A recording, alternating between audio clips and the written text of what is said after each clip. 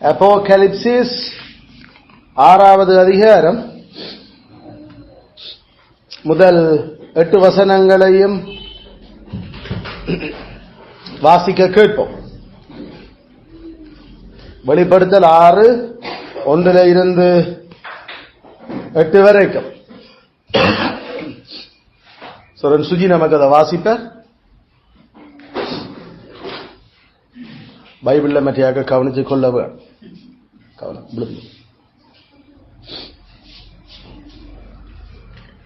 6:1-8 வரைக்கும்.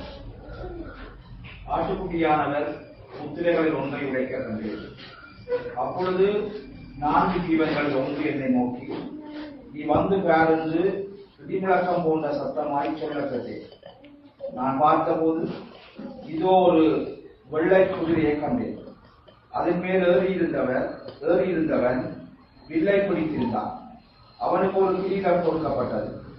அவன் ஜெயிப்பவனாகவும் புறப்பட்டான்.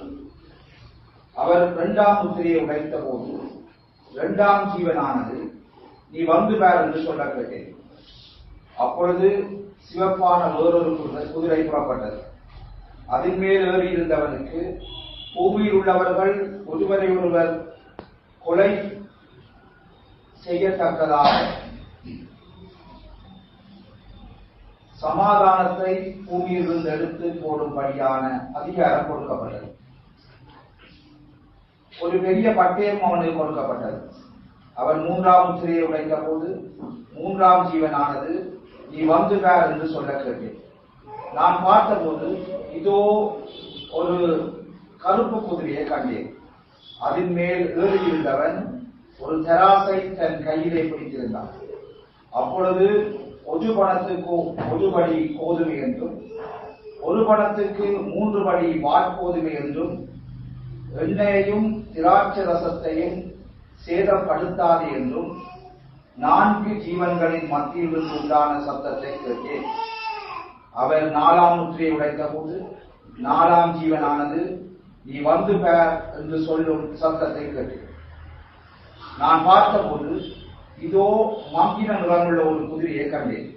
அதன் மேல் ஏறியிருந்தவனுக்கு மரணம் என்று பெயர். பாதாளம் அவன் பின் சென்றது. பட்டயத்தினாலும் பஞ்சத்தினாலும் சாவினாலும் பூமியின் துஷ்ட மிருகங்களினாலும் பூமியின் காட்பங்கில் உள்ளவர்களை கொலை செய்யும் படியான அதிகாரம் அவைகளுக்கு கொடுக்கப்பட்டது. ஆமென் என்பதே கர்த்தருடைய வார்த்தை. கர்த்தர் இந்த வேத வசனங்களை ஆசீர்வதிப்பாராக. ஆமென், ஆமென். நாங்கள் 4ஆம் அதிகாரத்தில் இருந்து இப்ப 2வது தரிசனத்தை பார்க்கறதுக்கு வெளிக்கிட்டு இருக்கிறோம். அப்போஸ்தலனாகிய யோவானுக்கு கிறிஸ்துவானவர் காண்பிக்க ஆரம்பிச்ச 2வது தரிசனம், அது பரலோகத்தில் நியாய சபை கூடி, நீதிமன்றம் கூடி, அங்க இருந்து தீர்ப்புகள் வெளிப்பட ஆரம்பிக்குது. அந்த தீர்ப்புகள் வெளிப்பட ஆரம்பிக்கிறதுக்கு முக்கியமா ஒரு புத்தகம் தான் கையில ஆண்டவருடைய கையில இருக்குது, கடவுளுடைய கையில. அப்ப அந்த புத்தகத்துல உள்பக்கமும் வெளிப்பக்கமா எல்லா பக்கமும் எழுதி இருக்குது. அந்த புத்தகத்தை வாங்கி அது என்ன தீர்ப்புகள் இருக்குன்னு பார்க்கறதுக்கு வானத்திலையும் பூமியிலையும் சமுத்திரத்திலையும் ஒருவருக்கும் தகுதி இருக்க இல்லை.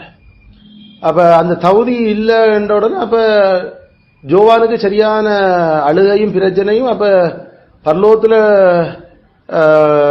எடுக்க போற அந்த தீர்ப்புகள் அதால பூமியில அது என்ன தாக்கத்தை செலுத்துதுன்றதை எப்படி அப்ப நான் அறிகிறது என்ற விஷயத்த அவர் யோசிக்கல. ஏற்கனவே அந்த சங்கத்துல அந்த நியாய சங்கத்துல 24 மூப்பர்கள், அதாவது சபையினுடைய பிரதிநிதிகள், அங்க பூர்ணராக்கப்பட்ட நீதிமான்களுடைய ஆவிகளுடைய பிரதிநிதிகளா இப்ப அங்க இருக்கிறதுல ஒரு ஆள் கூப்பிட்டு சொன்னார், நீ அழாத, யூதா கோத்திரத்து சிங்கம் அத வாங்குறதுக்கும் அந்த புத்தகத்தை விரிச்சு பார்க்கறதுக்கும் அதுல முத்திரையை உடைக்கிறதுக்கும் அவர் பாத்திரா இருக்கிறார். அதனால அந்த யூதா கோத்திரத்து சிங்கம் தாவீதின் வேர் அதை செய்வார். அவர் மனுஷர் எங்களுக்காக அவர் மரிச்சு உயிரோடு எழும்பி இப்ப வந்திருக்கிறார். அதனால அவரால மட்டும் அவர் ஜெயிச்சிருக்கிறபடியால அவரால இதை செய்யலும் என்று சொல்லி அங்க சொல்லப்பட்டுச்சு. அப்ப எங்க ஜூதா கோத்திரத்தை சிங்கம் என்று பாப்போம் என்று பார்த்தா ஒரு ஆட்டுக்குட்டி 7 கொம்புகளோட அடிக்கப்பட்ட வண்ணமா நிக்கு. அப்ப அடிக்கப்பட்ட வண்ணமா இருக்கிற அந்த ஆட்டுக்குட்டி 7 கொம்புகளோட நின்று அது புத்தகத்தை கையில வச்சிருந்த சிங்காசனத்தில் இருந்த கடவுளுடைய கரத்திலிருந்து அந்த புத்தகத்தை வாங்கி என்ன. அப்ப அத புத்தகத்தை வாங்குறதுக்கு கிட்ட போறது முன்னுக்கே வானத்துல பூமியில சமுத்திரத்துல இருக்கிற எல்லா படைப்புகளும் அந்த ஆட்டுக்குட்டிக்கு முன்பாக விழுந்து புகழ்ச்சி செலுத்தி ஆட்டுக்குட்டியானவர் எவ்வளவு பாத்திரவானா இருக்கிறார், அது அவர் எவ்வளவு அதனுடைய இந்த விஷயத்தை இந்த முத்திரைகளை உடைக்கிறதுக்கு அவருக்கு அதிகாரம் அப்படி குடுபட்டு இருக்குது என்றதை குறித்து சரியான புகழ்ச்சியும் கீதமும் துதிகளும் எடுக்கப்பட்டு கொண்டிருக்கு. அப்ப இப்ப ஆட்டுக்குட்டி யானவர் அதாவது கிறிஸ்துவானவர் அப்ப அந்த புத்தகத்தை கையில வாங்கி முத்திரை ஒண்ட உடைச்ச. அப்ப முத்திரை ஒண்ட உடை கேட்கல அந்த பரலோக நியாய சபையில அந்த சிங்காசனத்தை சுத்தி இருந்ததுல 4 ஜீவன் முக்கியமான ஒரு சிருஷ்டி. அந்த 4 சீவன்ல ஒன்று வந்து சொல்லிச்சது வந்து பேர் அல்லது வா இதோ என்று சொல்லி அந்த சத்தம் அங்க சொல்லப்பட்டுச்சு. மேல நீ என்ற சொல்லு கிரீக்ல இல்ல. அப்ப நீ வந்து பேர் என்றதுக்கு அந்த நீ என்ற யூ தவ் என்ற சொல்லு அங்க இல்ல. அது நம்முடைய அதுல சேர்த்து இருக்கிறேன் தமிழ்ல. ஏதோ ஜோவான பார்த்து நீ வந்து பேர் என்று சொல்ற மாதிரி தான் அதை வாசிக்கிறீங்களா எங்களுக்கு. ஆனா அதுல நீ என்ற சொல் இல்ல. அத விளங்கினாக்கள் ஊகிச்சிருக்கிறீனும் அப்படி என்ற ஜோவானத்தான் கூப்பிடுறாராக்கும். ஆனா கட்டாயம் அது ஜோவான கூப்பிடுறதா இருக்கணும் என்ற அவசியம் இல்லை. என்னடா ஜோவான நோக்கி அது விழிக்கப்பட இல்லை. மாறாக கம் பிஹோல்டு வா இதோ என்றதான் அங்க சொல்லப்படுது. அப்ப வந்து பேருன்றோட வா இதோ. அப்ப அதுல இருந்து எங்களுக்கு அப்ப அந்த சொல்லில நீ இல்லை என்றதும் அடுத்தது வா இதோ என்றதும் அல்லது இங்க வா என்ற அந்த விஷயங்கள்ல இருந்து அந்த 4 ஜீவன்களுடைய கமாண்டில அந்த குதிரைகள் ஓட தொடங்குறத நாமல் விளங்கிக் கொள்ளலாம். எங்களுக்கு தெரியும் 4 ஜீவன் எசேக்கியலில நாம பார்த்த அந்த 4 ஜீவன் அது பூச்சக்கரத்தினுடைய அரசியல் அமைப்புகளை அரசாங்கங்களை அதுகெல்லாம் கட்டுப்படுத்தி வழிநடத்தி கொண்டிருக்கு. ஆனா அந்த 4 ஜீவன்களுக்கும் மேல ஆவியானவர் அதுகள் எங்க போகணும் என்ன சொல்லணும் என்றதை வழிநடத்தி கொண்டிருக்கிறார். அப்ப இப்ப அந்த படம் தான் இப்ப இங்க எங்களுக்கு குடுபடுகிறது. அந்த 4 சீவன்கள்ல ஒன்று பெரிய சத்தமா அல்ல, ஒன்று என்னை நோக்கி இடிமுழக்கம் போன்ற அந்த சத்தமா சொல்லுது வா என்ற அந்த சத்தம் அல்ல வா இதோ. அப்ப அந்த அந்த விதத்தில் அதை பார்க்கல இங்க ஜோவான கூப்பிட இல்ல வா வந்து வேற வா என்று கூப்பிட்டது அந்த வெள்ள குதிரைய, அந்த குதிரையில வேறு இருந்தவன் அல்லது அந்த சிவப்பு குதிரைய வா என்றொன்ன அந்த கமாண்ட் அந்த குதிரை வருது, அதுல ஏறி இருந்தவனும் அதுல வா. அப்ப இந்த அடிப்படையில் எங்களுக்கு முத்திரை ஒவ்வொன்றை முடக்கேக்கல தேவன் அந்த 4 ஜீவன்கள் அது எங்களுக்கு தெரியும். அது கடவுள் தன்னுடைய சிருஷ்டிப்பில பரலோகத்தில் வச்சிருக்கிற வல்லமை மிக்க பெரும் தூதர்கள். அந்த தூதர்களுடைய கட்டுப்பாட்டுக்குள்ள அவர் சில அதிகாரங்கள் ஆட்சிகளை கொடுத்திருக்கிறார். அது எங்களுக்கு தானியல்ல நாம போன முறையும் நாம சிந்திச்சிருந்தாமல் பெர்சியாவின் அதிபதி என்னோட கூட போராடினான். அப்ப அங்க இருந்த சில வீழ்ந்து போன ஆவிகள் வீழ்ந்து போன தூதர்களுக்கும் பரிசுத்த தூதர்களுக்கும் இடையில அங்க போரும் கட்டுப்பாடும் ஆட்சி அதிகாரங்களோட சம்பந்தப்பட்டிருக்கிறது எங்களுக்கு வேதம் காட்டுது. அதுல வீழ்ந்து போன தூதர்கள் ஒரு நாளும் வெள்ளையிடாது. பரிசுத்த தூதர்களுக்கு முன்னால பரிசுத்த தூதர்கள் அங்க அந்த வீழ்ந்து போன தூதர்களுக்கு மேலேயும் அதுகளை ஜெயிக்கிறதுக்கும் அந்த வீழ்ந்து போன தூதர்களுடைய கட்டுப்பாட்டுக்களை கடவுள் கொடுத்திருக்கிற அரசர்களை அந்த வழி நடத்துறதுக்கும் இவர்களுக்கும் அந்த பலன் கொடுபட்டிருக்கிறத வேதம் எங்களுக்கு காட்டுது அந்த பகுதிகள். அதே மாதிரி சகரியாவில் நாம பார்த்த அந்த குதிரை விஷயங்கள்ல அந்த வட திசை நோக்கி தென் திசை நோக்கி அந்த ஆவிகள் போன அப்ப அந்த ஆவிகள் போய் அது கடவுளுடைய காரியங்களை செய்து முடிச்சது என்று சொல்லி நாம பார்க்கிறோம் போன முறை. ஆனா அந்த இருந்த குதிரைகளும் இங்க இருக்கிற குதிரைகளும் வேற. அங்க இருக்கிறது ஆவி, இங்க இருக்கிறது மனுஷன்.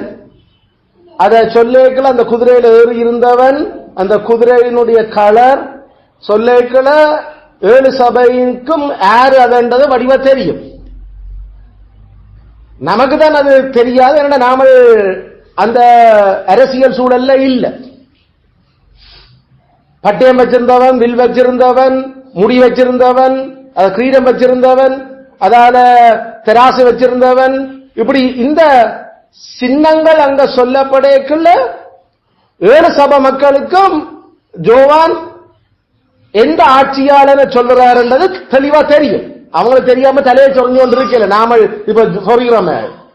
ஏன்னா 7 சபைகளுக்கும் சீக்கிரத்தில் சம்பவிக்க வேண்டியதை காட்டுறத என்னுடைய நோக்கம். அப்ப சபை இன்னும் இந்த உபத்திரவங்கள் வியாகுலங்களுக்குள்ள மகா உபத்திரவத்துக்குள்ள போய்கொண்டிருக்குது, ஜோவான் உட்பட. இப்ப அந்த நேரத்தில் பத்மதீவில் இருக்கலாம் இந்த தரிசனங்கள் காட்டப்பட்டு கொண்டிருக்குது. அப்ப ஜோவான் அங்க காட்டுற அந்த சைனிகள் அந்த அடையாளங்களும் கூட அதுவும் ஒருதன் கிரீடம் பெற்றவன், அவன் இந்த வில் வச்சிருக்கிறான். அந்த குதிரையோட கலர் இது, இந்த 2வது குதிரை இந்த கலர் சிவப்பு கலர், அதுக்கு பட்டயம் அந்த குதிரையில இருந்தவன்கிட்ட இருக்குது. 3வது குதிரை அது கருப்பு, அவன் கையில தராசு இருக்குது. 4வது குதிரை அது மங்கின நிறம், அது இப்படி செய்யுது. இப்படி என்று காட்டேக்கல அந்த ஒவ்வொன்றுக்கும் பின்னால அங்க கொள்ளை நோய், பட்டயம், மிருகங்கள், பஞ்சம், இப்படி விஷயங்களும் அந்த இதனோட தொடர்படுத்தப்பட்டு கொண்டு போகும். அதனால ஒவ்வொன்றையும் அங்க கட்டுப்படுத்தி அதை கூப்பிடுறதுக்கான அதிகாரம் கூட அந்த 4 ஜீவன்களுக்கும் கொடுக்கப்பட்டிருக்கிறது என்றது எங்களுக்கு உண்மையில அங்க காட்டின தூதன் கூட ஜோவானை நோக்கி வா, இங்கே வா என்று கமாண்ட் பண்ண ஜோவான் போற. அப்ப தேவதூதர்களுக்கு மனுஷர்களுக்கு மேலையும் அதிக பரிசுத்த மனுஷர்களை காட்டுறதுக்கும் அல்லது அவர்களுக்கு தரிசனங்களை கொடுக்கறதுக்கும், அதே நேரம் பரிசுத்தம் இல்லாத துன்மார்க்கமான மனுஷர்கள் அதிகாரங்களுக்கு மேலேயும் தங்களுடைய ஆட்சியை வச்சிருக்கிறது கர்த்தர் அப்படி அந்த தன்னுடைய பரலோக நீதிமன்றத்தில் அவர் ஆட்சி அமைச்சிருக்கிறார். அதுதான் எங்களுக்கு வேதம் காட்டுது. அல்ல நாமளுக்கு விட நாம மட்டும்தான் போரிட்டு கொண்டிருக்கிறோம் என்றது மனுஷரா இல்ல, எங்களோட பரிசுத்த தூதர்களும் அந்த போர்ல ஈடுபட்டு கொண்டிருக்கிறேன். ஆகிய எங்களை ஜபங்கள்ல அதான் பொருள் தானியல் ஜபிக்கல இந்த விஷயங்கள் எல்லாம் பதில் கொடுபட்டாலும் அது வந்து அதை தெரிவிக்கிறதுக்கு அங்க வானமண்டலத்தில் பொல்லாத ஆவியினுடைய சேனைகளோட எங்களுக்காக போர் செய்யப்பட்டு கொண்டிருக்குது. அப்ப எங்க கண்ணுக்கு தெரியாத மாம்ச கண்ணுக்கு தெரியாத ஆவிக்குரிய யுத்தம் அங்க நடந்து கொண்டிருக்கிறது வேதம் எங்களுக்கு காட்டு. அந்த போர்ல கமாண்டிங் ஆபீசர்ஸா கமாண்ட் பண்ணுறது அந்த உண்மையில விழுந்து போனதுன்றது பேய்கள். அந்த பேய்களினுடைய அதிபதிகளோட அதுகளுக்கு ஒரு சண்டை பிடிக்கிறது, அதுகளை வெல்லுறது, இதுகளுக்கெல்லாம் உண்மையில கிறிஸ்து தான் அதிகாரம் கொடுத்து அதுகளை அங்கால பக்கத்தையும் இங்கால பக்கத்தையும் அவர் கட்டுப்படுத்தி கொண்டிருக்கிறார். ஆனா நாம இங்க பாக்குற விஷயம் அந்த முக்கியமான அந்த இன்டர்பிரிட்டேஷன் அதை விளங்குறத நீ வந்துவ.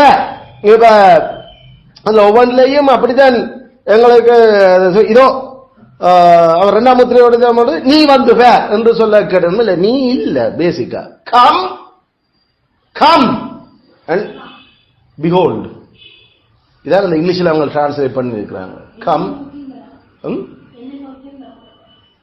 எங்க என்ன நோக்கி எத்தனையாவது வசனம்?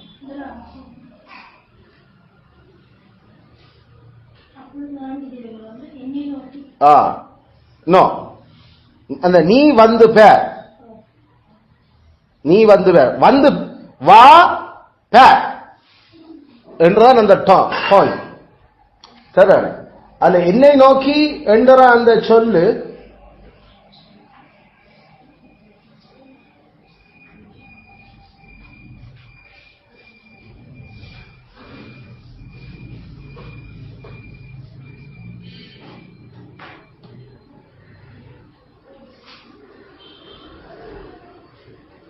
என்னை நோக்கியும் இல்லை, என்னை நோக்கியும் இல்லை. And I saw when the Lamb opened one of the seals, and I heard one of the four living creatures saying, as it were a voice of thunder, come and behold. என்ன நோக்கியும் இல்லை. அப்ப இது நம்முடைய ஆக்கள் தமிழ்ல translate பண்ணினவங்களோட விளையாட்டுகள், கைவண்ணங்க. என்னை நோக்கி என்றதும் கிரீக்ல இல்லை. அப்ப இவ்வளவு அந்த தங்களுடைய விளக்கத்தை பைபிளாக்கி இருக்கிறேன் நான். அதான் அந்த பாயிண்ட். அப்ப இதுக்குதான் நம்ம கொஞ்சம் சரியான கவனமா இதுல பார்க்க படிக்க வேணும். அதுக்குதான். சோ என்னை நோக்கியும் இல்லை, நீயும் இல்லை. லிட்டரல் டிரான்ஸ்லேஷன்ல தான் நான் வாசிக்கிறேன். அப்ப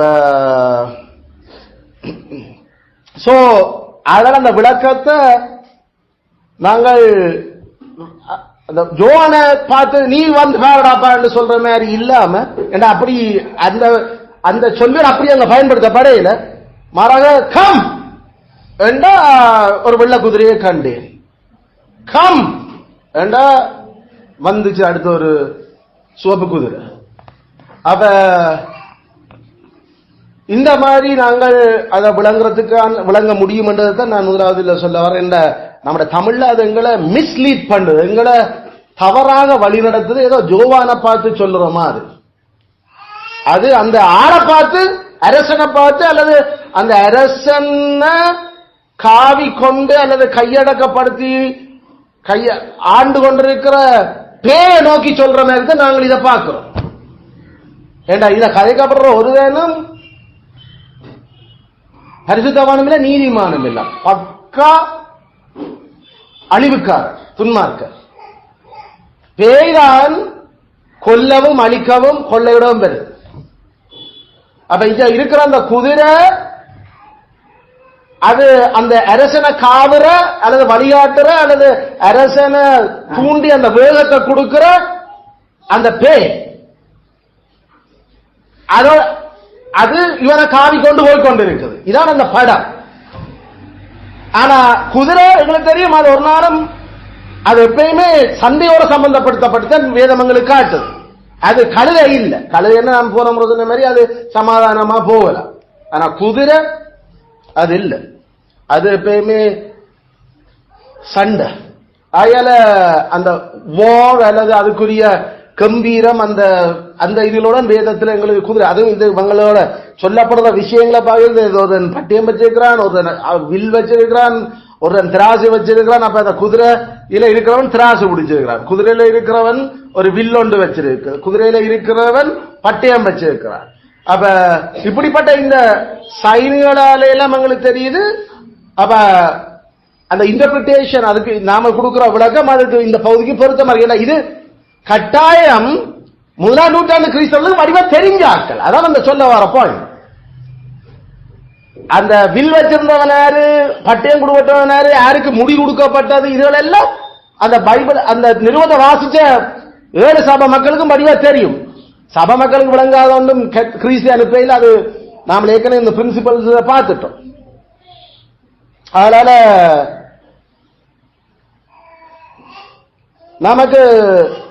நமக்கு சொல்ல வரைக்கும் உதாரணத்துக்கு நாம ஒரு அரசனை பற்றி கதை கேட்கல,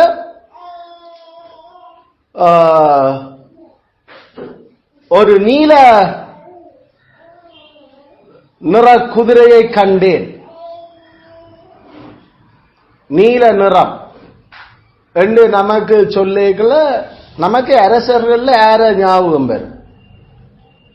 நீல நிறம், நீல நிறம். அந்த என்னென்ன பக்கத்தில் இந்த நீளத்தை இப்ப யோசிக்கிறோம். ஆனா இது உண்மையில அது நமக்கு அந்த அல்லது நாம ஒரேஞ்ச் கலர் குதிரையை கண்டேன், செம்மஞ்சள் குதிரையை கண்டேன்.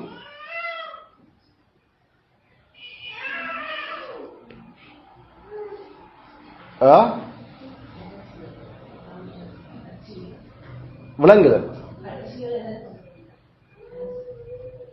அதான் சில நமக்கு அந்த கட்சிகள் தெரிகிறபடியால அந்த கட்சியில கலரை நாம அதுக்குள்ளால எடுப்போம்.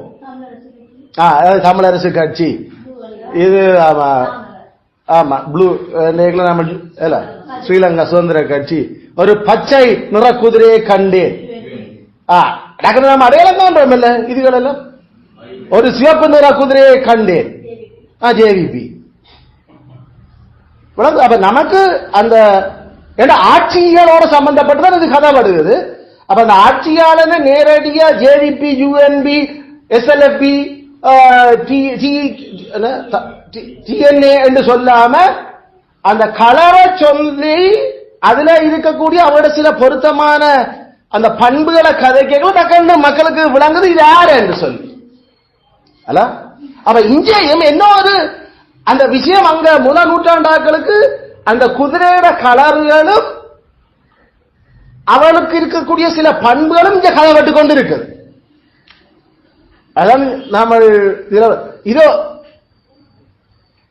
இது முதலாம் நூற்றாண்டுல தான் இது இருக்கின்றது என்றதுக்கு நாம என்ன அடிப்படையில் கதைக்கிறோம்? இந்த பகுதியில இது முதலாம் நூற்றாண்டு ஆக்களோட சம்பந்தப்பட்டிருக்கு, முதலாம் நூற்றாண்டு அரசர்களோட சம்பந்தப்பட்டு இருக்குது என்றதுக்கு நாம கொடுக்கிற வேதாகம சான்றுகள் என்ன? ஒன்று, அந்த 7 சபைகளுக்கும் தெரிஞ்சு அவளுக்கு தான் இது சொல்லப்பட்டு கொண்டிருக்கு. அப்ப கட்டாயம் அவளுக்கு இது தெரியும். ஆயிரம் முதலாம் நூற்றாண்டு சீக்கிரத்தில் சம்பவிக்க வேண்டியது. அதனால முதலாம் நூற்றாண்டு சபையில அது முதலாம் நூற்றாண்டிலே அது சீக்கிரமான விஷயமாக நடைபெற்றிருக்கு. அத இப்படி எங்களுக்கு வெரி கிளியரா தெரியுது. இது ஒரு நாளுமே 21ஆம் நூற்றாண்டையோ அல்லது இதுக்கு அப்புறம் எத்தனை நூற்றாண்டு போனா பிறகு கடைசி கட்டத்தில் நடக்க போற ஒரு சண்டையில வர போற குதிரைகளை பற்றியோ சொல்ல இல்லையே. அதனால இது முதலாம் நூற்றாண்டுல 7 சபைகளுக்கும் தெரிஞ்சது, சீக்கிரத்தில் நடக்க வேண்டி இருந்த விஷயங்கள். அதனால ஜோவானுக்கும் அது யார் என்று தெரியும், அங்க இருக்கிற மக்களுக்கும் அந்த சிம்பல்ஸ் என்னன்னு தெரியும். சோ இப்ப நாம சொன்ன ப்ளூ கலர் அந்த கட்சிகளுடைய நிறத்தை வச்சு. ஆனா ரோமன் ஆட்சியில தான் இப்ப கிறிஸ்துவானவர் பரலோகத்துக்கு எழுந்தள்ளி போனார். அப்ப ஏடி 30 கிபி 30 அவர் பரலோகத்துக்கு 500 பேருக்கும் அதிகமானவருக்கு தரிசனமாகி அந்த மலையில நிற்கிற மற்ற சீஷர்கள் முன்னால அவர் எழுந்தள்ளி அவர் போன பரலோகம். அப்ப எந்த சீசாருடைய ஆட்சி காலம்? டிபேரியஸ் சீசார். சீசாருக்கு வரி செலுத்துறது சரியா பிள்ளையாண்டு கேட்கல. அப்ப கிறிஸ்து கேட்டது என்ன?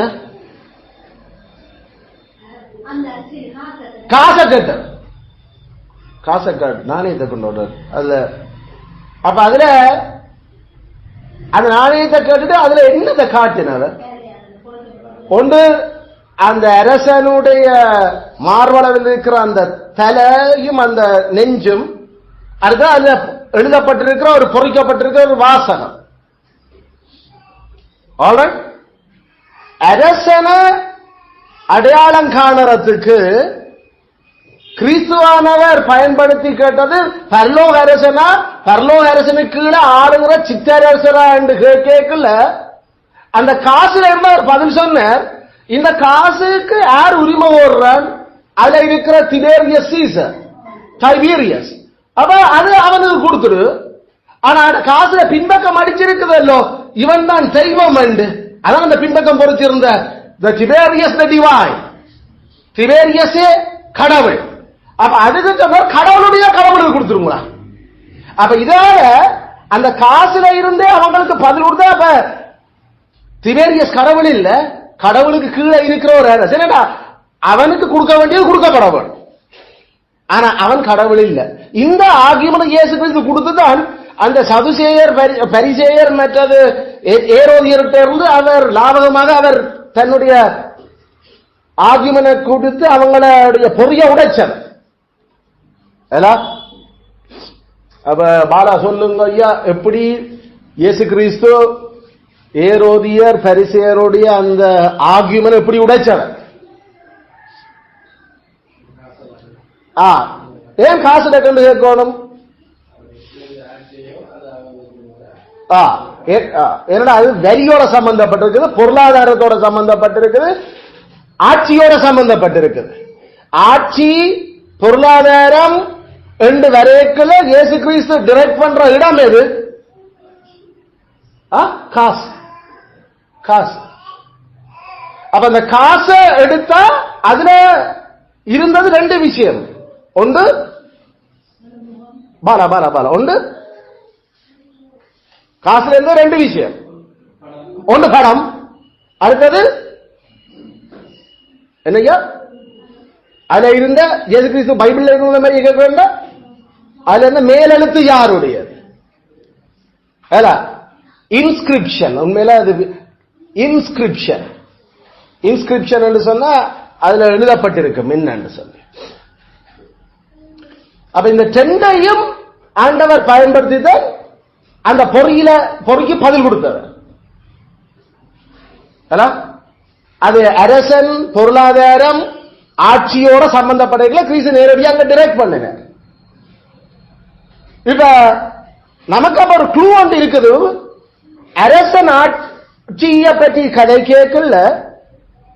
இந்த ஆட்சியாளர்கள் நான் போன முறையை நாம சொல்லிட்டோம், இவங்க ஃபுல் அண்ட் ஃபுல் ரோமன் தான். ஏண்டா முதலாம் நூற்றாண்டு திருச்சபை ஆட்சிக்குள்ள உட்பட்டிருந்தது ரோமர்களுக்கு. அப்ப இது ரோமர் ஆட்சிக்குள்ள இந்த கட்சி கலர் ஒன்றும் இல்லை. ஏன்னா அவங்க ஒரே ஆட்கள். அதனால யுஎன்பியும் எஸ்எல்எஃபியும் ஜேவிபியும் கட்சி கதை ஒன்றுமே இல்லை. அதில் இந்த கட்சி கலர் ஒரு நாளும் அங்க செல்லுபடியாக. அப்ப கட்சி இல்லாம வேற என்ன ஒன்றுதான் அப்ப இந்த ஆக்களை அடையாளம் காட்ட உதவுது அந்த அரசர்களை. ஏன்னா அவ்வளவு பேரும் ஒரே கட்சியாக்கள். அப்ப இப்ப இந்த அடிப்படையில கிறிஸ்து டைபீரியஸ் பற்றி கேட்ட விஷயத்துக்கும் இயேசு கிறிஸ்து பரலோகத்துக்கு சொல்லி போனது டைபீரியஸனுடைய சீசருடைய காலத்துல டைபீரியஸ், அதுக்கு பிறகு இன்னும் 7 வருஷம் அரசாண்டவர். அப்ப இப்ப கிறிஸ்து முத்திரையை உடைக்கிற ஆண்டு கொண்டிருக்கிறவன் டைபீரியஸ் சீசர். அப்ப டைபீரியஸ் அதுக்கு பிறகு வர போற 4 அந்த 3 சீசாரையும் குறித்து அப்ப இந்த கதைப்பட்டு கொண்டு இருக்குது. அவங்களை அடையாளம் காண்றதுக்கு தான் இப்ப யோவான் ஒரு கலரையும் அந்த உருவங்களையும் பற்றி கதைக்கிறார். விளங்குதா? அப்ப பைபிள் நாம இப்ப எடுக்கக்கூடிய இந்த க்ளூ என்னத்தை அடிப்படையாக வச்சு நாம எடுக்கலாம். இப்ப சீசாரத்தான் அடையாளம் காணணும். சீசார அடையாளம் காண்றதுக்கு என்னத்தை அப்ப கிறிஸ்து அங்க தான் உயிரோட வாழைக்குள்ள அந்த பொறிகள்ல இருந்து அவர் அதை கிளியர் பண்ணினவர் என்னத்த. அப்ப நாம இப்ப என்னத்தை எடுக்கணும்? காசு. சோ நீல கலர் காசு அடிச்ச அரசாங்கம் எது நம்ம இதுல கேட்டா?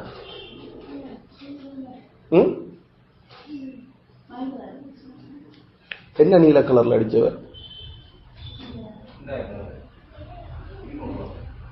முந்தி 200 ரூபா வந்தது, ப்ளூ கலர் வந்து ஃபுல் ப்ளூ. இப்ப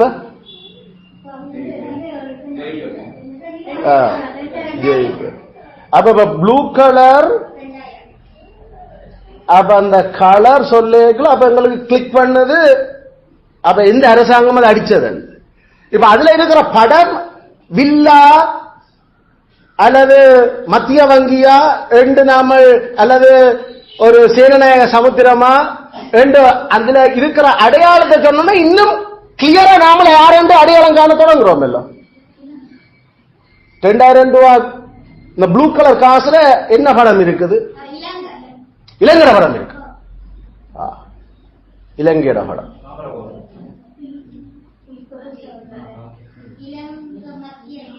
இலங்கை மத்திய வங்கி இருக்குவா. இப்ப நாம கரையர் பார்க்காதபடியே நமக்கு இப்ப தெரியல. சரி அதை எடுத்து கொண்டு கூடு நீர் எல்லாருக்கும் 2000 முதல் 2000 எல்லாரும் பார்க்கிறாங்க.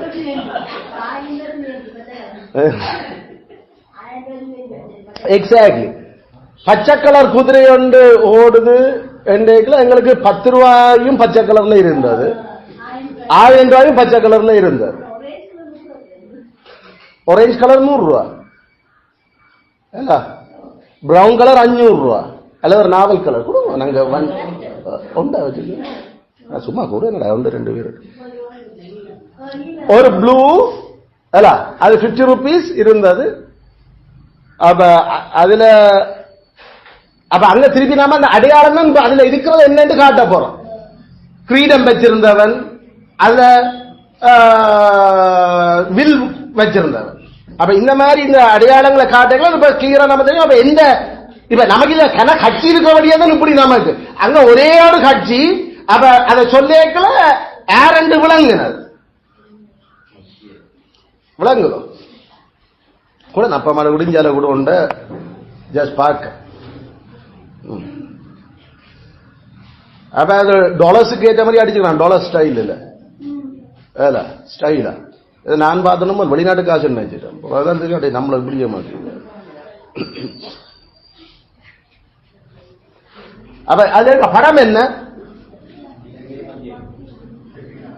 இலங்கை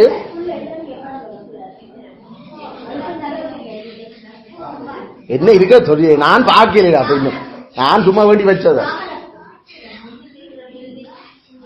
மத்திய வங்கி முன்னுக்கிற பில்டிங்.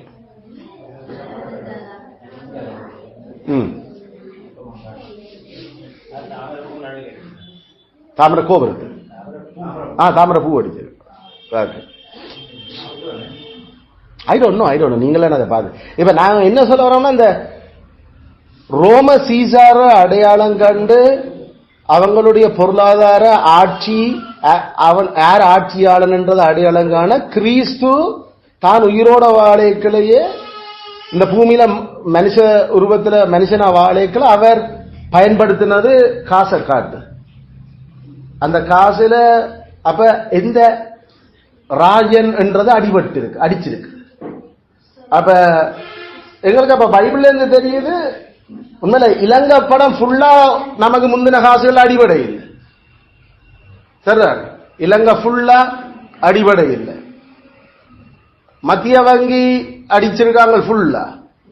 அப்ப இதுல நாம சில பல மத்திய வங்கி வேற காசு இருக்குன்னா ஒன்றே ஒன்று நம்ம கிளியரா சொல்லக்கூடியது இலங்கை ப்ளூ கலரும் இலங்கையும் இருக்கிறது உண்டு என்று சொன்னா கட்டாயம் 50 ரூபாய் காசு இல்லை. அப்ப இப்படித்தான் இந்த அடையாளம் இது. அப்ப இந்த அரசன் இந்த காலத்துல இது 2ஆம் முத்திரை விடாமடுது உதாரணத்துக்கு. அப்ப நமக்கு அடையாளம் தெரியுது. அப்ப யார சொல்றாரு? அப்ப இது ஆற்ற காலம் விளங்குதோ? இன்னும் உண்மையில அந்த 2ஆம் முத்திரை உடைக்கவே 2ஆம் முத்திரை வரவே இல்லை. ஜோவானுக்கு எழுதியக்குள்ள 2ஆம் முத்திரை 3ஆம் முத்திரை 4ஆம் முத்திரை எல்லாம் உடைச்சாச்சு. அப்ப அந்த 4ஆம் முத்திரையின் காலத்துக்கு தான் இப்ப இவ்வளவு பெரிய மகாபுத்திரம் தொடங்கிட்டு. அப்ப அங்க மக்களுக்கு தெரியும், அவ கெஸ் பண்ண தேவையில்லை யாரு எப்படின்னு சொல்லேக்கள் தெரியும். அத சொல்லுற குதிரையினுடைய கலர் சொல்லேக்களையும் தெரியுது. வெள்ள குதிரை அது திபேரியன் சீசர் அவர் பயன்படுத்தின குதிரை வெள்ள. அந்த காசுல வெள்ள குதிரை தான் அடிச்சிருக்கிறார் டிபேரியஸ். அந்த டிபேரியஸ் அடிச்ச காசு முழுக்க இல்லைந்தான் அந்த கிரீடம். என்னத்தால கிரீடம்? நமக்கு இலைகள் அதுவால செய்து நமக்கு அந்த ஒலிவ் இலைகள் மாதிரி இலைகளால செய்த கிரீடம் தான் அதுல போட்டிருக்கு. அந்த காசை நான் நீட்டைக்கும் செக் பண்ணி பாரு. அது டிபேரியஸ் சீசர் அடிச்சதுல ஃபுல்லா அந்த தலையில அந்த கிரீடமும் மெட்டாக்கள் ஒரு அந்த கிரீடம் இல்லை. அது நேரம் அது வெள்ளை கலராயும் அது இருக்குது. அந்த அதுல வேறு இருந்த ஆளுடைய இப்படி ஒரு வளைவா ஒரு வில்லொன்றும் அந்த காசுல பதிஞ்சிருக்கு. அப்ப பின்பக்கம் எங்களுக்கு தெரியும் தங்களோட பற்றி அவங்க அதில் எழுதிப்போம். தாங்கள் கடவுளா, தாங்கள் சமாதானமா, தாங்கள் என்னவான்னு சொல்லி அது எல்லாம் போய்கொண்டு இருக்கு. அப்ப வெள்ளை கலர் டிபேரியஸ். உண்மையில வேறு எந்த ராக்களும் வெள்ளை கலர் குதிரையில அத்தனை வருஷத்துக்கு ஏறி தெரிஞ்சதா மக்களுக்கு தெரியாது. ஆனா டிபேரியஸ் சீசர் மட்டும் ஒயிட் ஹோஸ்ல, அதுவும் ஆகஸ்டஸ் சீசர்கிட்ட இருந்து அதை பெற்றுக்கொண்டது. அப்ப அவர் ஆகஸ்டஸ் சீசர் சீசாரா இருக்கல டைபீரியஸ் சீசர் அந்த குதிரையிலே ஏறி தெரிஞ்சிருக்கான். அப்ப நம்மட தாவீது அரசனா இருக்கல அப்சலோம் வேண்டி தெரிஞ்ச மாதிரி. அப்ப ஆக்களுக்கு பொதுமக்களுக்கு தெரியும் யாருக்கு அந்த குதிரையில ஆசை, அந்த குதிரையில யாருன்றது டக்குன்னு தெரியும். அப்ப இதான் உண்மையில அங்க நடந்திருக்கு. இப்ப இந்த சைனுக்களால தான் இப்ப காட்டுற இந்த முத்திரை ஆற்ற காலத்துல ஓடுனது. இரண்டாம் முத்திரை அது சிவப்பு குதிரை, அவங்களுடைய காசு ரெட் கலர்.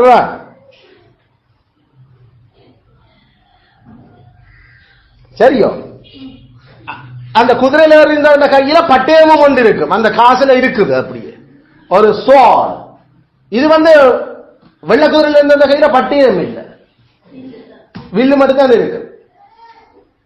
அப்ப இந்த இரண்டாவது குதிரைய போறது அப்ப அடுத்ததாக டிபேரியஸுக்கு அடுத்ததாக வர்ற சீசார், டிபேரியஸுக்கு அடுத்ததாக வர சீசார் யாரு? கேலிகியூலா. சீசார் கேலிகியூலா. ஐயா இதெல்லாம் எழுதணுமா? நான் சொல்றேன் பைபிள்ல நீங்கள் வெளிப்படுத்தல் பக்கத்துல அது முதலாம் முத்திரை டைபீரியஸ் 14 இருந்து 37 வரைக்கும். ஏன்னா நாம இந்த முதலாம் நூற்றாண்டு ஹிஸ்டரி படிச்சு கொண்டிருக்கிறோம். கடவுள் ஹிஸ்டரியில இந்த விஷயத்தை கையாண்டு கொண்டிருக்கிற. இரண்டாம் முத்திரை உடைச்சது கேலிகியூலா, சீசார் கேலிகியூலா, எல்லாம் சீசார் தான் 37 வரைக்கும். அவன் முதலாவது டைபீரியஸ். ஐயா முதலாவது குதிரை டைபீரியஸ், அவன் 14 இருந்து 37 வரைக்கும். வெள்ள குதிரைக்கு வைக்கிறது நாம அதை எழுதுறோம், அந்த காசே அதுதான். இரண்டாவது ஆள் அதுக்கு பிறகு ஆண்டது கேலிகியூலா. கேலிகியூலா இங்கிலீஷ்ல கேலிகியூலா, அப்ப தமிழ்ல கேலிகியூலா, சீசார் கேலிகியூலா.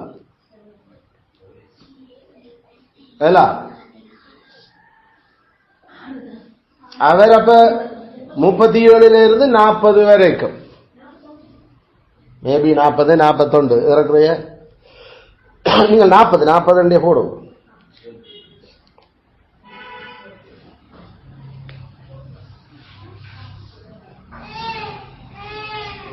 அது சிவப்பு காசு. மூன்றாவது கருப்பு கேலிகியூலாக்கு அடுத்தது குளோடியஸ் சீசர், கிலவதியூராஜன் குளோடியஸ் சீசர். தமிழ்ல கிலவதியூராஜன் என்று சொல்லி தமிழ்ல டிரான்ஸ்லேட் பண்ணிருக்கோம். எல்லாம் அந்த அவளு இயேசு கிறிஸ்து பிறந்த ஒரு 3-4 வருஷத்துக்குள்ள பிறந்த அப்ப அவருக்கும் இந்த இதெல்லாம் தெரியும் இல்ல சீசார். அப்ப அது நாம மூன்றாம் முத்திரை உடைத்த போது இல்ல குளோடியஸ். அவர் 41 இருந்து 54 வரைக்கும் குளோடியஸ், 41 இருந்து 54.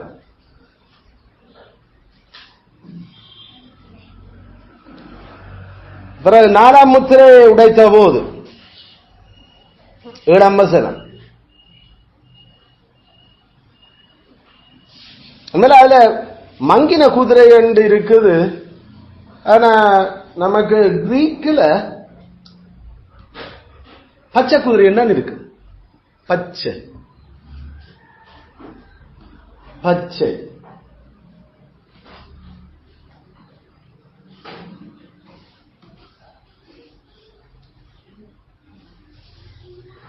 குளோரோஸ் என்ற அந்த கிரீக் வேர்ட் நேரடியா பைபிள் கிரீனிஷ் கிரீனிஷ்.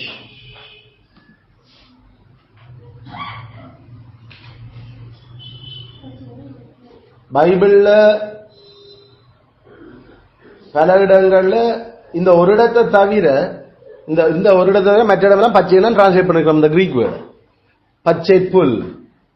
மத்தேயு 6:39, மார்க்கு 6:39, மார்க்கு 6:39. அடுத்தது வெளிப்படுத்தல் 8:7, அடுத்தது வெளிப்படுத்தல் 9:4. அதெல்லாம் கிரீன் கிரீன் கிரீன் என்று தான் டிரான்ஸ்லேட் பண்ற. அப்ப என்னத்துக்காக நீங்கள் அந்த கிரீன் குதிரையா என்று போடுறா, குதிரையில கிரீன் பெருசா இருக்கிறது இல்ல. அப்ப இவைக்கு விளங்கையில அப்ப குதிரைக்கு என்ன கிரீன், அப்ப அத ஒரு மங்கின நிறம் என்று போடுவோம் பேசாம. இங்கிலீஷ்லயும் பேல் என்று தான் போட்டிருக்கிறான். அப்ப இங்கிலீஷ்காரனும் அதுல படியாக அந்த அத கிரீன அவ மங்கின நிறம் மாதிரி மாத்திட்டாங்க. ஏண்டா தங்கட விளக்கம் என்னவா இருக்கோ அதைத்தான் நாங்க டிரான்ஸ்லேட் பண்ண யோசிச்சிருக்கிறேன். அதான் அந்த டிரான்ஸ்லேஷன்ல பெரிய பிரச்சனை. நாம என்ன விளங்கிக் கொள்றோமோ அதை தான் டிரான்ஸ்லேட் பண்ணுவோம். இருக்கிறத அப்படியே அதை கருப்பண்ணுனா கருப்பண்டை போட்டுட்டு பிறகு நீங்கள் விளங்கிக் கொள்ளுங்களான்றது வேற கதை. இது டிரான்ஸ்லேட் பண்ணிக்கல நாமளே விளங்கி எழுதுவோம் அந்த பிரச்சனை தொடங்கிட்டு. இல்ல டிரான்ஸ்லேட் பண்ணாக்களுக்கு இது காசை பற்றி கதைக்குது, காசோட உருவங்கள் கதைப்படுது என்று யோசிச்சிருக்கிறதுக்கு குறைவாகு.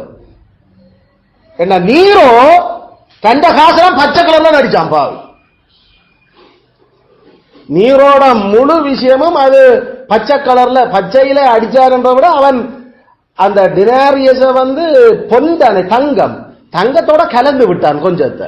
அப்ப வெயிட் அது அந்த சரியான பெருமதி அதை காட்டே இல்லை. அங்கதான் அவன் தான் உண்மையான கள்ள வியாபாரி பேசிக்கா. அந்த உண்மையில காசு நம்மட காசு எல்லாம் போலி காசு நாம பயன்படுத்துறோம். இதெல்லாம் சும்மா 5 ரூபா பேப்பர் தானே பேசிக்கா. இந்த 5 ரூபா பேப்பர் மாதிரி ரோம பேரரசுல அடிக்க வலிக்கிட்டவன் நீரோ. ஏன்னா அவங்களுக்கு முதல் அது அந்த தங்கம் தான் அதனுடைய வெயிட். அப்ப இந்த தங்கத்துக்கு ஏற்ற பெறுமதி தங்கம் தான் காசா பயன்படுத்தப்படுற. அதுல ஒரு நாளும் இன்ஃபிளேஷன் பணவீக்கம் பணச்சுருக்கம் வர சான்ஸே இல்லை. ஏன்னா தங்கம் எப்பயுமே தங்கம் தான். ஆனா நீரோ தங்கத்தோட வெள்ளி மற்ற செப்ப கூட கலந்து வெளியால பூச்சடிச்சு விட்டா தங்கம் மாதிரி. அது போக என்ன செய்யும், அப்படியே பச்சை கலரா மாறும். அப்ப இந்த விஷயம் கடைசியில அந்த செப்பு கலந்த உடனே அது பச்சையா மாறும். அப்ப அந்த குதிரை பச்சை குதிரை என்னது, அப்ப பச்சை குதிரை யாரு சனத்துக்கு தெரியும் வந்தான் கள்ளன். அப்ப இதான் அங்க நடந்த விஷயம். மற்றபடி குதிரையில ஒன்னாலும் பச்சை குதிரை இல்ல.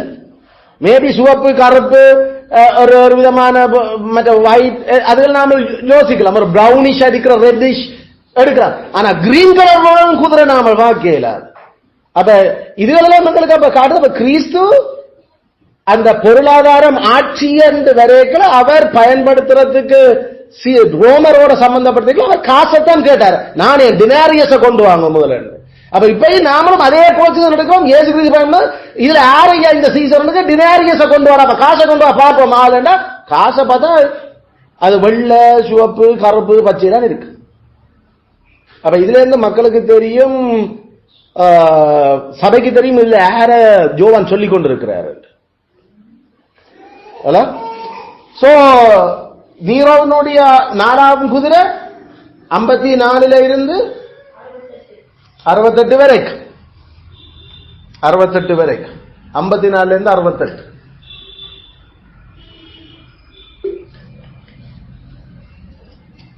68 சரியோ. நீரோ சீசார் நீரோ இந்த 4 பேற்ற நீரோட ஆட்சியோட அந்த அவங்களுடைய அந்த வம்ச ஆட்சி முடிஞ்சு. அது நாம சொல்றது ஜூலியன்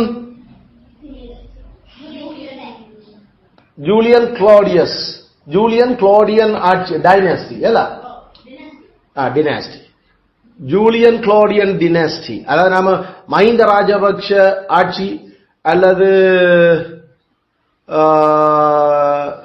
இல்ல நாம சொல்ல மஹிந்த ராஜபக்ஷ அல்லது பண்டார் நாயகா ஆட்சி, அது அவங்களோட டினாஸ்டி. அதாவது பண்டார் நாயகா, பிறகு சந்திரிகா பண்டார் நாயகா, அப்படி அந்த ஆட்களுடைய ஆட்சி தொடர்றதான் நாம அந்த வம்சம் ஆட்சி தொடர்றதை பற்றி கதைக்கிறது. அது ரோமர்லையும் இருக்குது. அப்ப அதுல ஆகஸ்டஸ்ல இருந்து நீரோவோ ஆகஸ்டஸ்ல தொடங்கினது Augustus Caesar, even Julius Caesar தான் அவன் தான் அது கிறிஸ்து முன்னுக்கு முதல் வந்தியார்.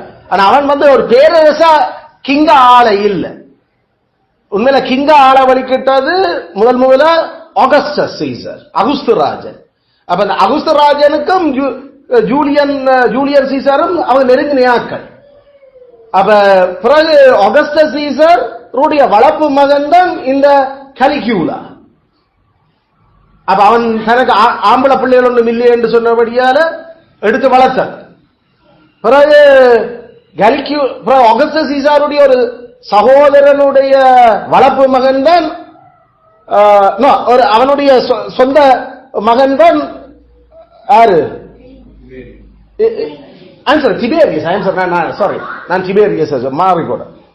டிபேரியஸ் வந்து ஆகஸ்டஸ் சீசருடைய வளர்ப்பு மகன், சொந்த சித்தம் இல்ல, ஸ்டெப்சன்.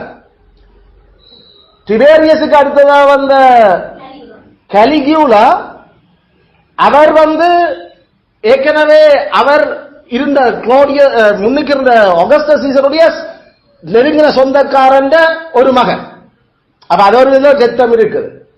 ஆனா குளோடியஸ் பிறகு நீரோ ஒரு வளர்ப்பு மகன், அவன் வந்து சொந்த மகன் இல்லை. அப்ப அங்க அந்த வளர்ப்பு மகன் மேற்ற விஷயங்கள் அந்த சரியா ஓடிக்கொண்டிருக்குது. இது எங்களுக்கு வளர்ப்பு பிள்ளைகள் ஆள வலிக்கிட்டதால அவர்கள் பல கொலைகள், பலவிதமான சதிகள் எல்லாம் செய்து அந்த அது ரோம ஹிஸ்டரி வாசிச்சாலே தெரியும், அது பட்டு பயங்கரமான ஒரு சதி மோசம் என்று சொல்லி. ஏன்னா சொந்தக்காரன் செத்தோரவு சித்தப்பன், மாமன், அப்பன், பெரியப்பன் இருக்கத்தக்கதான் வளர்ப்பு மகன் ஏறேக்கலாம், அது பெரிய பிரச்சனை. அது நமக்கு பைபிளே காட்டுதல்ல. அப்பாட சொந்த மனுஷியோட பிள்ளைகள் இருக்கத்தக்கதா ஒரு அந்நிய ஸ்திரீட்ட பெற்ற ஆளை கொண்டு வரேக்கலாம், அந்த பிரச்சனை ஓடி போனீங்க என்று சொல்லி திருப்பி விட்டாங்க. நடக்கங்க யாரு? ஜெப்தா. அப்ப அந்த அப்பந்த சொந்த ரத்தத்தோட வாரதுக்கும் வளர்த்து அல்லது வேற விதத்துல பிறக்கிற பிள்ளைகளுக்கு முடியல பிரச்சனை வருது.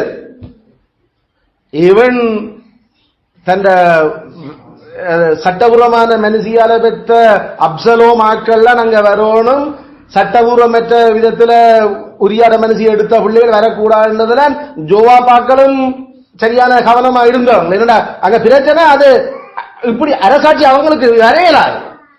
ஆனா நீரோ அல்லது டைபீரியஸ் ஆட்கள் எல்லாரும் வளர்ப்பு பிள்ளைகள் பேசிக்கா. அப்ப அவங்க என்ன செய்வாங்க, அந்த ஆட்களோட சம்பந்தப்பட்டிருக்கிற செத்த உறவுகளும் போடுவாங்க. அப்ப அவங்களோட ஹிஸ்டரி வாசிக்கல பல கொலைகள், பல சதிகள். அந்த செனட் சபை அவங்களுடைய ரோமன் ஆட்சிகள் எல்லாம் சற்றியான தந்திரமா கையாண்ட பெரும் ஆட்சிகள். அப்ப இந்த இதுகளுக்குள்ள இந்த வம்ச ஆட்சி அது நீரோட முடிஞ்சு போச்சு. அதுக்கு பிறகு வேற ஒரு வம்ச ஆட்சி தொடங்க, அதுக்கு பிறகு ஒரு 6-7 பேர் ஒரே வம்சாக்கள் ஆள்றாங்க. அப்ப ஜூலியன் குளோடியஸ் வம்ச ஆட்சியில அது நாம சொல்ற மாதிரி அகுஸ்து ராஜனோட தொடங்கி பிறகு நீரோ ராஜனோட முடிஞ்சு போகுது. அப்ப அதை நாம மனதில் வச்சிருக்க வேணும். ஆனா மிருகம் இன்னும் சாயல, அது வேற ஒரு மிருகம் திருப்பி உயிரோடு எழும்பும்.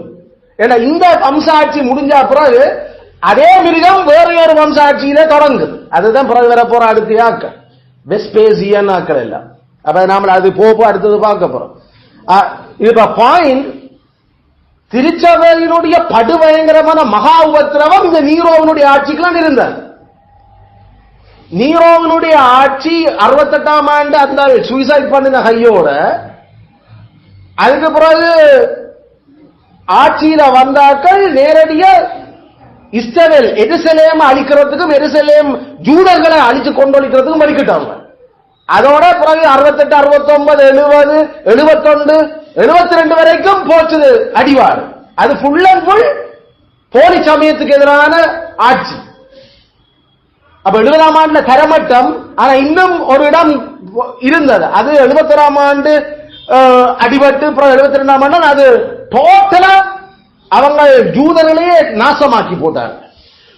ஆனா சபை இருந்தது. சபை அங்கேயும் உயிரோடு இருந்தது. இந்த சபைக்கும் அவங்களுக்கும் பிரச்சனை இல்லை. மற்ற டைனாஸ்டிக்கு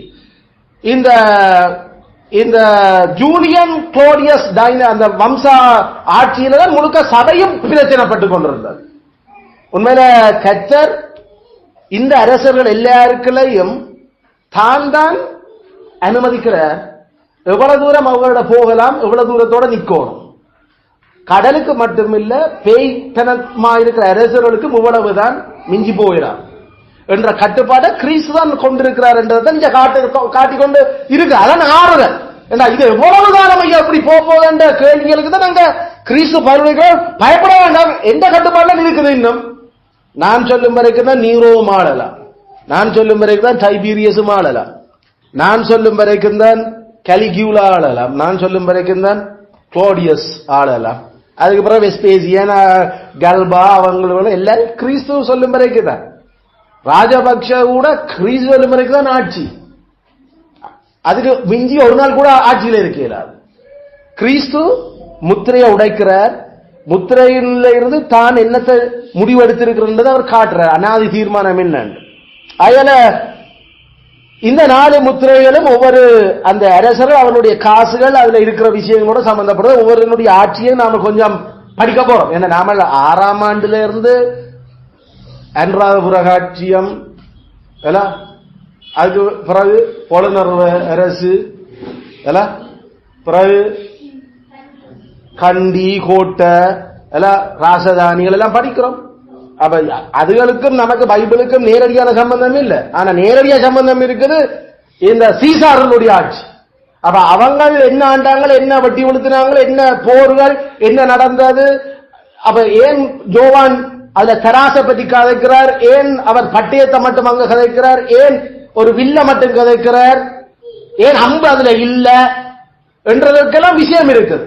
ஏன் அம்பு வில்ல கதைச்சிருக்கணும், ஏன் அம்பு மட்டும்தான் கதைப்படுது, ஏன் வில் இல்ல, வில்லு மட்டும் சாரி வில்லுன்னு சொல்றது அரோ இருக்குது, அம்பில்ல அம்பில்ல சாரி அம்பில்ல போ இருக்குது, அரோ இல்ல.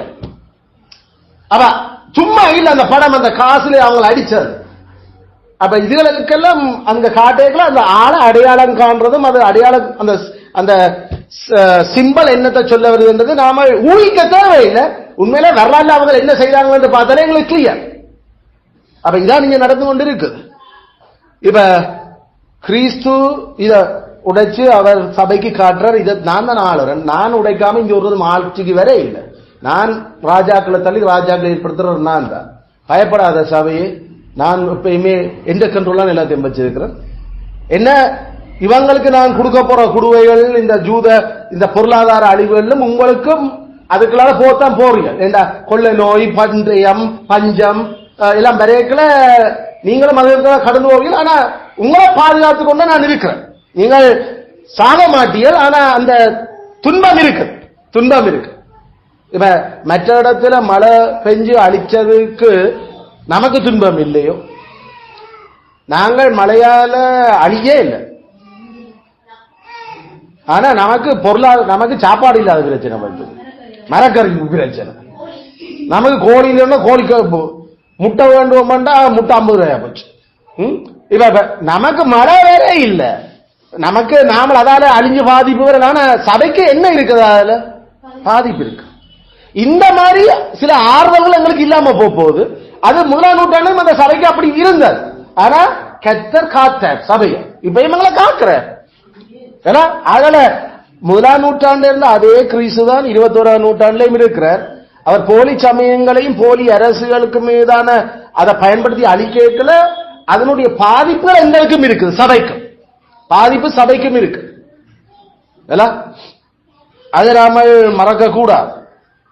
அப்ப சிறவலையில யாராவது நம்மகிட்ட தஞ்சம் புக நம்மகிட்ட ஓடியந்து இருக்க இடம் இல்லை என்று வரைக்கும் சில நாம இடம் கொடுக்க வேண்டியது. அதால நம்மளுடைய அந்த சௌகரியங்கள் எல்லாம் அங்க பாதிக்கப்பட போகுது. ஃபைன், சபை அதுக்குள்ள அது உபத்திரவம் இல்ல, மாறாத எங்களுக்கு அதால ஒரு பாதிப்புகளை மாறுதல் இல்லாத தன்மையும் இருக்கத்தான் போகுது. ஆனா அழிய இல்ல, சபை அழியாது. சபையை கிறிஸ்து அழிக்க இல்ல, அழிக்கவும் முடியாது. ஏன்னா அதாவது மனவாட்டு. சோ இதைத்தான் நாங்கள் இந்த பகுதியில பார்க்க தொடரும். அதுல இன்றைக்கு நாம இந்த பின்னணியில அந்த அடையாளம் கண்டிருக்கிற மேராரு அவங்க என்ன செய்திருக்கிறாங்க, அவங்களோட காசுகள் என்ன மாதிரி இதுல இருக்குன்றத.